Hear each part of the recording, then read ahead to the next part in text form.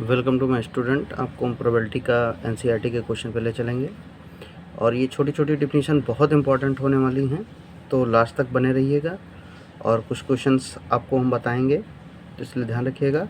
अब first of all भी शुरू करते हैं। प्रोबेबिलिटी का मीन्स मतलब क्या होता है? पॉसिबिलिटीज़, मतलब क्या पॉसिबिलिटीज़ आ सकती है फ्यूचर में और क्या घटना घटित होने वाली है उसकी हम लोग गणना करेंगे। तो probability formula is defined as possibility of event, मतलब क्या आ सकता है, is equal to the ratio. ये एक प्रकार का क्या होता है? Ratio the number of outcomes, total number of outcomes. तो number of favourable outcomes, total number of outcomes, इसकी डिफिनीशन होती है। और इसका formula we can be write, इसका फार्मूला हम लिख सकते हैं PE upon NE upon NS। इसका जो फार्मूला होता है बच्चों, NE अपॉन NS, ये फार्मूला होता है। P इक्वल टू, हमेशा इसी फार्मूले पे काम करेंगे। यानी क्या मतलब होता है? नंबर ऑफ फेवरेबल आउटकम्स कितना होने वाला है और total number of sample space. ठीक है, छोटी सी डिफिनीशन है सैम्पल इवेंट का।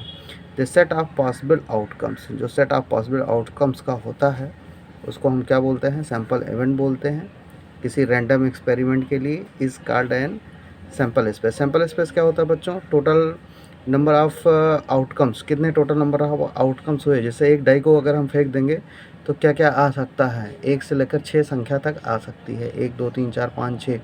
तो ये आपका क्या कहलाएगा? सैम्पल स्पेस कहलाएगा। Event A subset of sample space, subset, जो सैम्पल स्पेस का सबसेट होगा उसको हम क्या कहेंगे? इवेंट कहेंगे किसी रैंडम एक्सपेरिमेंट के लिए। ठीक है, अक्रेंस ऑफ इवेंट, जो घटना घटित होने वाली है उसको अक्रेंस ऑफ इवेंट कहेंगे। एलिमेंट्री इवेंट है, इसके बाद में इतना इंपॉर्टेंट नहीं है एलिमेंट्री इवेंट, ठीक है, लेकिन आप सबसे मोस्ट इंपॉर्टेंट है रैंडम एक्सपेरिमेंट की डिफिनीशन। तो रैंडम एक्सपेरिमेंट की डिफिनीशन बच्चों आपको याद करना है और लिखना भी है, प्रैक्टिस कर डालिए, ये इंपॉर्टेंट हो सकता है। There are an experiment which result may be altogether different even though and perform under the identical condition। ऐसा experiment which result may be altogether different, जो रिजल्ट क्या हो? अलग अलग हो। ठीक है, even through the one performance of under identical condition, किसी आइडेंटिकल कंडीशन के अंतर्गत। तो उसको हम क्या कहें? 10वां क्वेश्चन देखिएगा। तो इस 10th क्वेश्चन में है a black and red die rolled, मतलब ब्लैक कोई है और रेड डाई है, दोनों को रोल्ड किया गया है, मतलब फेंका गया है। तो फाइंड द कंडीशनल प्रोबेबिलिटी, सवाल में लिखा हुआ है कंडीशनल प्रोबेबिलिटी है सम टुगेदर 9 गिवन दैट, 9 क्या है? दिया गया है। ब्लैक डाई रिजल्टेंट इन 5, ध्यान से समझिएगा, इसका सैंपल स्पेस कैसे तैयार करना है और हमें घटनाएं कैसे F और E को ढूंढना है, या A और B बना लेंगे, जैसा भी होगा। Find the conditional probability obtaining sum, sum क्या हो? 8 हो, मतलब जो योगफल 8 है। गिवन दैट, जो गिवन होगा बच्चों वो लास्ट वाला होगा। जैसे A ऑब्लिक F निकाले थे तो जो F था वो आपका गिवन था। ठीक है, result number is less than 4, जो रिजल्ट नंबर हो वो क्या हो? 4 से कम हो। तो 2 डाई फेंका गया है तो सैंपल स्पेस कितना आ सकता है? 6 × 6 आ सकता है। तो ए घटना है कंडीशनल प्रोबेबिलिटी ऑब्टेनिंग सम टुगेदर 9, मतलब दोनों को सम करा दिया जाएगा तो कितना आएगा? 9 आएगा। ठीक है, सम ग्रेटर देन 9, सम ग्रेटर देन 9, 9 से बड़ा। तो जब डाई को फेंका जाएगा तो 9 से बड़ा क्या हो सकता है? 6 4 6 4 10, 5 5 10, 6 4 10, 4 6 आ सकता है, 6 4 भी आ सकता है, 6 5 आ सकता है और 6 6 भी आ सकता है। तो इतनी तरीके से बच्चों आ सकता है। ठीक है, तो आगे देखिएगा। अब ब्लैक डाई रिजल्ट इन 5, 5 लेकर आना है। ब्लैक डाई रिजल्ट इन ए 5। ठीक है, तो कितने तरीके से आ सकता है? 5,1, 5,2, 5,3, यानी 5 आए जरूर। ब्लैक डाई क्या के लिए क्या कह रहा है? ध्यान से क्वेश्चन देखिएगा। रिजल्ट इन ए 5, इसमें सम ओम के लिए नहीं कह रहा है, कह ये रहा है ब्लैक डाई में रिजल्टेड इन 5, 5 जरूर गिरे। ठीक है, रिजल्ट इन ए 5। ठीक, तो ए इंटरसेक्शन बी निकाल देंगे, ये फार्मूला होता है, इस फार्मूले में उठा के पुट कर देंगे। P A intersection P B निकालना है बच्चों, तो इसमें 2 है और टोटल 36 है। पी बी में देखो कितने हैं, पी बी में 6 घटनाएं हो सकती हैं, तो 6/36 काट देंगे, 1/3 आ जाएगा। अब अगला क्वेश्चन ध्यान दीजिएगा, find the conditional probability obtaining sum 8। Sum 8 का मतलब क्या हुआ, 2 डाई को फेंक रहे हैं तो सम कितना आ जाए, 8 आ जाए। तो 8 कैसे आ सकता है, ध्यान दीजिएगा, 4 6 आ सकता है, 3 5 आ सकता है, 5 3 8, 4 4 8, ये इतने सैंपल स्पेस बनाते हैं। सैंपल स्पेस के लिए बच्चों प्रैक्टिस बहुत कर मांगता है, तो इसलिए आपको प्रैक्टिस करना पड़ेगा, ठीक है। एफ के लिए देखिएगा, एफ के लिए सवाल में क्या कहा है, एफ के लिए कहा है कि find the conditional probability sum 8 हो गया और given the red die result in number less than 4, 4 से कम गिरना चाहिए, ठीक है। रिजल्टेंट जो आना चाहिए वो 4 से कम आना चाहिए। तो रिजल्टेंट बच्चों रेड डाई के लिए 4 से कम के लिए इतने घटनाएं हो सकती हैं, 1 1 1 1 2, 1 को पहले पकड़ लेंगे, ध्यान दीजिएगा लिखने का तरीका यही होता है, आप 1 लिखिए और 1 से लेकर पूरी संख्या ऐसे लिखिए, 1 2 3, अब 3 से ज़्यादा अगर करेंगे तो 4 से ज़्यादा हो जाएगा। फिर अगले में 2 चला देंगे, 2 2 2 लिखा, देखो 1 2 3, ऐसा लिखेंगे कि 4 से ज़्यादा ना जाए। जैसे 3 अगला चला देते, अगर 4 हो जाता तो 4 तो 6 हो जाता, तो उसको नहीं लिखना है, 2 3 लिखना है। ऐसे 3 कामा 1 चला, 3 कामा 1, 3 कामा 2, 3 कामा 3। अब ध्यान दीजिएगा यहाँ पर आपका ज़्यादा हो रहा है, ठीक है। रेड डाई, देखिए 2 डाई हैं, समझिएगा ध्यान से, रेड डाई हैं, 2 डाई लेस देन 4 बोला है, तो यानी जो रेड डाई है उसमें जो है, ध्यान दीजिएगा, एक ब्लू है और एक रेड है, रेड में 4 से कम होना चाहिए। तो इन सारे सैंपल स्पेस में ध्यान दीजिएगा, सब में देखो हमने क्या डाला है, 4 से कम डाला है संख्या, ठीक है। दूसरा वाला जो है हमारा रेड गिर रहा है, ठीक है, सब में हमने 4 से कम डाला है, सब में 4 से कम। और बाकी ब्लू डाई को चला दिया गया है, ब्लू डाई में 1 आ सकता है, 1 आ सकता है, 1 आ सकता है, 2 आ सकता है, 2 आ सकता है, 3 3 3 4 4 4 5 5 5 6 6 6 आ सकता है, इतना हो सकता है। इसके लिए आपको खूब प्रैक्टिस करना पड़ेगा, ये सैंपल स्पेस तैयार करने के लिए बहुत प्रैक्टिस मांगता है। इसके लिए हमने डायरेक्ट लिखा है ताकि कोई चीज़ छूटे ना, इसलिए मैंने बना के लिखा है, लिखने में काफ़ी समय लगता है और वीडियो कम समय में तैयार करना है, ठीक है बच्चों। तो लेस देन इन सब में देखिएगा, दूसरे डाई में देखो 1 1 2 2 3 3 1 1 2 2 3 3, रेड डाई जो हमारा गिर रहा है वो 4 से कम गिर रहा है, और बाकी ब्लू डाई में चाहे जितना रहें उतना डाल दें 1 से 6 तक संख्या के लिए। तो इन दोनों के बीच में इंटरसेक्शन निकाल देंगे, इंटरसेक्शन में बच्चों 5,3 6,2 आ गया है, ठीक है। तो पी एफ निकाला गया है, पी एफ में 18 आ रहे हैं, टोटल गिनना पड़ेगा हमें, 18/36, और इन दोनों में 2 आ रहे हैं, 2/36, 1/18 हो गया, उठा के फार्मूले पुट कर दीजिए, आपका आंसर हो जाएगा, ये कैलकुलेशन हो गया। इस क्वेश्चन में बच्चों ये बहुत आसान है, न्यूमेरिकल बेस्ड है, ई दिया है, एफ दिया है, सारा सब कुछ दे दिया है और कुछ सोचना नहीं है, ठीक है। ई आप लेके एफ निकालना है, तो सैंपल स्पेस आपको बनाना है 1 से 6 तक। कोई डाई फेंका गया है, सारे डाई, 2 डाई नहीं है, 1 डाई है, तो 1 से 6 तक संख्या हो सकता है। ई आपका 1 से 5 है, एफ ये पूरा दिया गया है। पी निकाल सकते हैं, पी कैसे निकालेंगे, टोटल कितनी संख्या है 3, और टोटल संख्या प्लस 6, तो 3/6।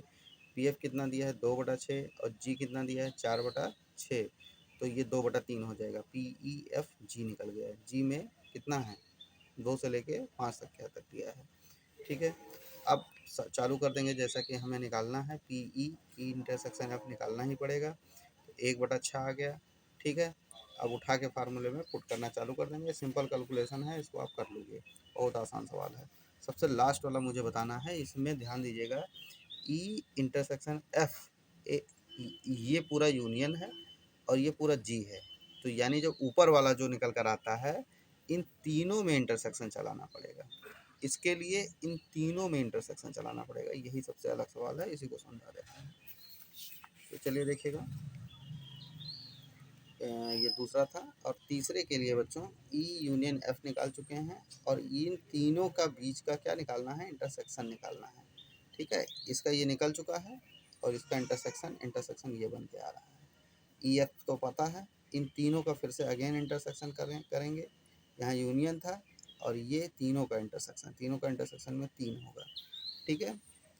अब आपका ये प्रोबेबिलिटी निकाल लेंगे, थोड़ा सा समझना पड़ेगा, कैलकुलेशन आप नोट कर लीजिएगा, और 1/6 ये निकल कर आ रहा है, इसका निकालने के लिए इन दोनों के बीच में इंटरसेक्शन आ जाएगा, तो ये वैल्यू उठा पुट कर देंगे, ये आपका रिजल्ट अब एक और निकालना था, एक और ध्यान दीजिएगा, ठीक है। इसको निकालना था तो यहाँ इसके बीच में इंटरसेक्शन लगा देंगे, पीजी लगा देंगे, 1/2 2/3, ये आपका 3 से 4 आ जाएगा, ठीक है।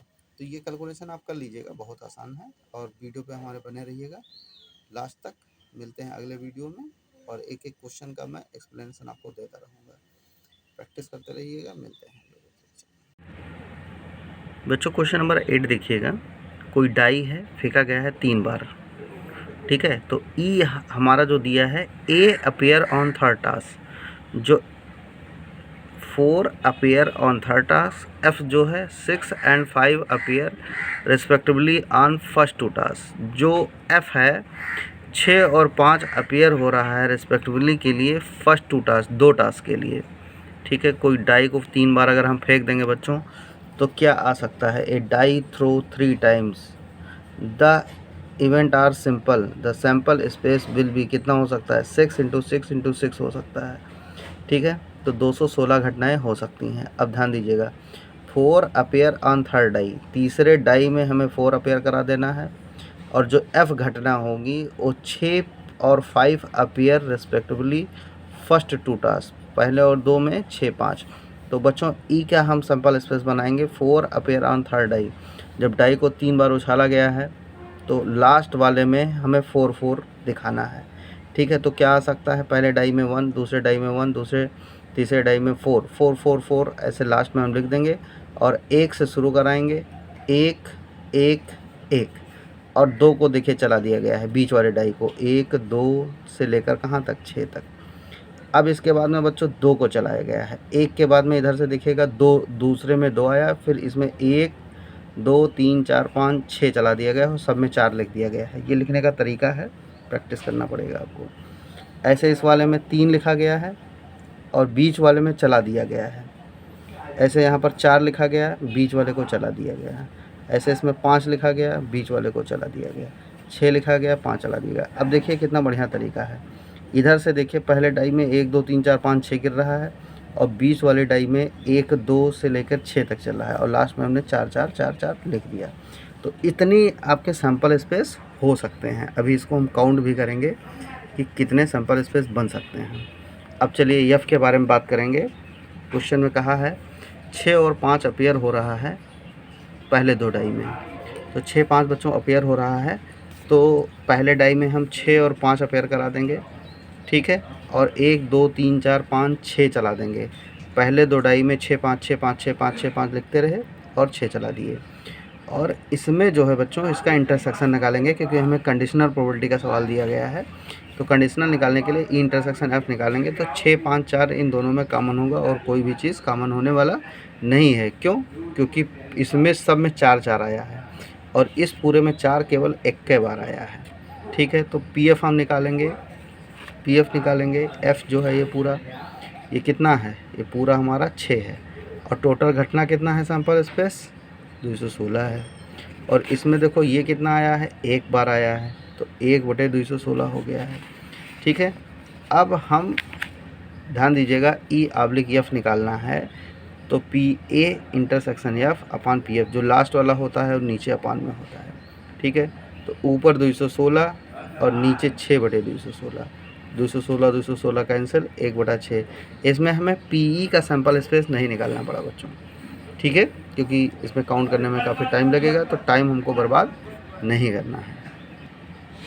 इसके बाद में बच्चों 9वां क्वेश्चन देखना है। Mother father and son line up, मतलब एक लाइन से मदर फादर सन को खड़ा कर दिया गया है, और फैमिली फ़ोटो शूट हो रहा है। तो सन को किनारे बिल्कुल लगा देना है ऑन एंड, और फादर को मिडल में लगाना है, ठीक है। तो बच्चों ध्यान दीजिएगा, ई और एफ दिया है, यानी ई ऑब्लिक एफ हमको निकालना है। This is a conditional probability, आप पहचान जाइएगा तुरंत देख के, ठीक है। तो सन का हम सैम्पल स्पेस बनाएंगे, क्या क्या हो सकता है? M F S, M S F, ऐसे ऐसे करके हमारे इतने सैम्पल स्पेस हो सकते हैं, ठीक है। तो अब हमें ई सन को इंड में लगा देना है। तो देखिए सन को इंड में किस तरीके से लगा सकते हैं, मतलब 2 इंड इधर हो सकता है, इधर से खड़ा कर सकते हैं। रुकिए मैं फिगर बना के बताता हूँ आपको, ठीक है। जैसे ध्यान दीजिएगा, ऐसे खड़े हो रहे हैं, ठीक है। इधर फादर हैं, फादर हैं, इधर मदर है, इधर सन है। तो सन को हम क्या कर सकते हैं, इधर भी खड़ा कर सकते हैं और इधर भी खड़ा कर सकते हैं। दो तरीके से सन को खड़ा कर सकते हैं। तो एक बार सन इधर खड़े हो गए, इधर खड़े हो गए, और एक बार इस किनारे पर खड़ा कर दिया। तो इस तरीके से 4 हो सकता है, ठीक है। अब एफ़ देखिएगा बच्चों, एफ़ करना है फादर को मिडिल में करना है। तो मिडिल में फादर को 2 तरीके से कर सकते हैं, इस तरीके से। तो इंटरसेक्शन इन दोनों का कर लेंगे, ठीक। इंटरसेक्शन करेंगे, इंटरसेक्शन में 2 ही कॉमन है, एस वाला और इधर एस वाला, ठीक है। 2 ही कॉमन करके लिख देंगे, ठीक है। इंटरसेक्शन की ई इंटरसेक्शन एफ निकल चुका है, और इसकी प्रोबेबिलिटी निकाल लेंगे, 2/6 हो जाएगा। और ये फार्मूला होगा ई ऑब्लिक एफ फादर, ये एफ वाला जो आपका है ये कितना है प्रोबेबिलिटी, ध्यान दीजिएगा। ये 1/3 डायरेक्ट लिख दिया गया है। ये होना चाहिए था 2/6। क्या होना चाहिए था बच्चों, 2/6 होना चाहिए था, ठीक है। और ये कितना है, यहाँ निकाला गया है 2/6, ये भी है, इसमें 2 है ना, और टोटल 6 है। तो 1/3 ये आया, और ये दोनों आपस में कैंसिल हो जाएगा, तो 1 आ जाएगी। इसकी प्रोबेबिलिटी क्या आ रही है, 1 आ रही है। तो इस तरह से एनसीईआरटी का ये 9th वाला क्वेश्चन कंप्लीट होता है।